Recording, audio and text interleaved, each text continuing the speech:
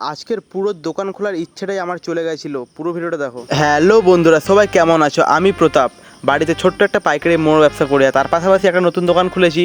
আর আমি প্রথম যে কথাটা বললাম, কেন বললাম তোমরা পুরো ভিডিওটা না দেখলে কিছুই বুঝতে পারবে না। আজকে সারাদিন কষ্ট করে মালটা ঠাকুর রেডি করেছিলাম, ঠিক আছে। তারপরে হঠাৎ করে এমন বৃষ্টি হচ্ছিলো, মানে মাঝে মাঝে হচ্ছিলো, মাঝে মাঝে আবার থেমে যাচ্ছিলো। কিন্তু এরকম করলে তো আমি দোকান খুলতে পারবো না, আমার দোকান তো পুরো খোলামেলা, তাই না?